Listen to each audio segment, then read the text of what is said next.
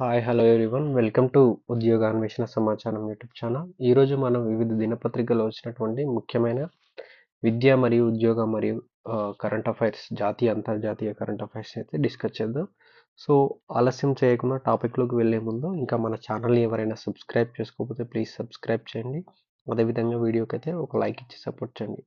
ఇక GI tag గుర్తింపు రాష్ట్రానికి చెందిన 10 ఉత్పత్తుల ఎంపిక.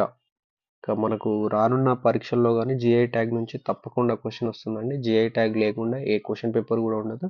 సూచీలు, జిఐ ట్యాగ్ అన్నీ వెరీ వెరీ ఇంపార్టెంట్ అండి.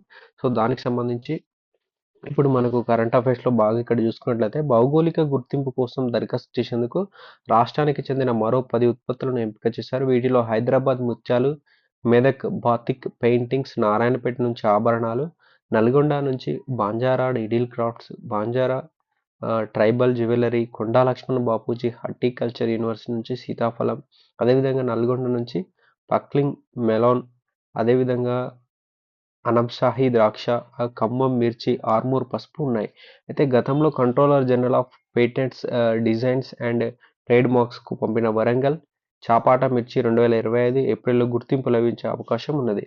ఇక జిఐ గుర్తింపు మంజూరైతే ఏమవుతుందంటే, సో ఉత్పత్తుల చరిత్ర, వాటి భౌగోళిక మూలాలు, ఖ్యాతి తదితర అంశాల ఆధారంగా కేంద్ర వాణిజ్య పరిశ్రమల మంత్రిత్వ శాఖ ఆధీనంలో controller general of patents, so designs and trade marks విభాగం భౌగోళిక గుర్తింపు మంజూరు చేస్తుంది.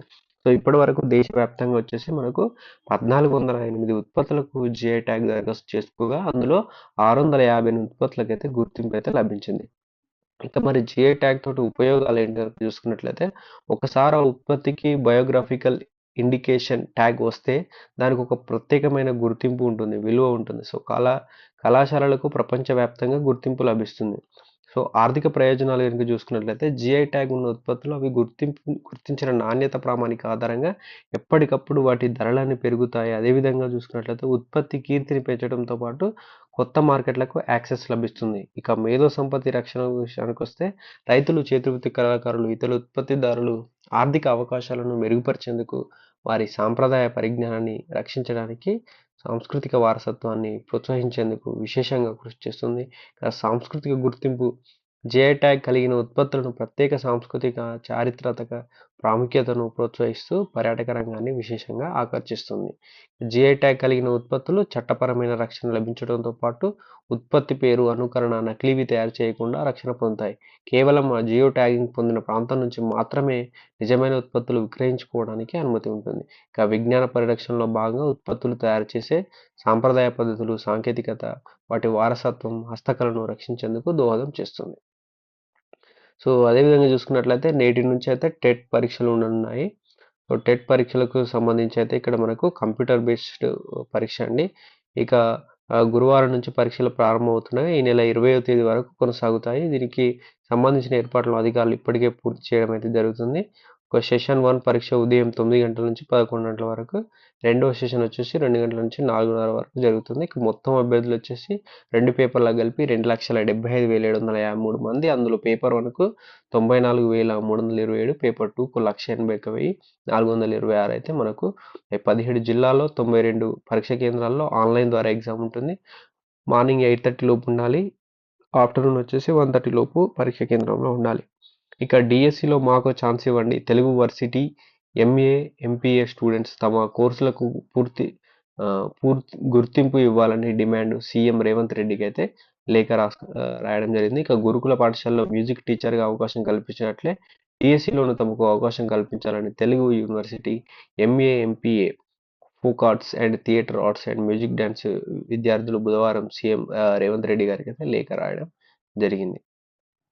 ఇక పాత సీనియారిటీని లెక్కించాలి, గ్రామానికో రెవెన్యూ అధికారి నియామకంలో చిక్కుముడి, జీరో సర్వీస్తో ఇతర శాఖలకు వెళ్లిన పూర్వ విఆర్ఓ, విఆర్ఏలు ఇప్పుడు మళ్లీ రెవెన్యూలోకి వస్తుండడంతో పాత సీనియారిటీ కలపాలని డిమాండ్, తేల్చకపోతే పరీక్ష రాయబోమని, పాత శాఖల్లోనే ఉంటామని పట్టు, సీనియారిటీ సంగతి ఇప్పుడే ఎందుకంటున్న ఉన్నతాధికారులు. ఇక కోదండరాంకు కలిసి విన్నపం అంటూ సీనియారిటీ అంశంపై కొందరు పూర్వ విఆర్ఓలు బుధవారం తెలంగాణ జనసమితి అధ్యక్షుడు ఎమ్మెల్సీ కోదండరాంను కలిశారు. రెవెన్యూ శాఖలోకి తీసుకుంటున్న తమకు సీనియారిటీ వర్తింపజేసేలా ప్రభుత్వంతో మాట్లాడాలని విజ్ఞప్తి చేశారు. కోదండరాంకు కలిసిన వారిలో రెడిప్లాయిడ్ విఆర్ఓల సంఘం రాష్ట్ర అధ్యక్షుడు వింజమూరి ఈశ్వర్, నేతలు ముత్యాలు అయితే తదితరులు అయితే పాల్గొనడం జరిగింది. ఇక రక్షణ రంగం సంస్కరణల సంవత్సరంగా 2025 ప్రకటించిన కేంద్రకం. డిఫెన్స్లో చూసుకున్నట్లయితే మనకు కేంద్రం నుంచి అయితే చాలా సపోర్ట్ రావడం జరిగింది.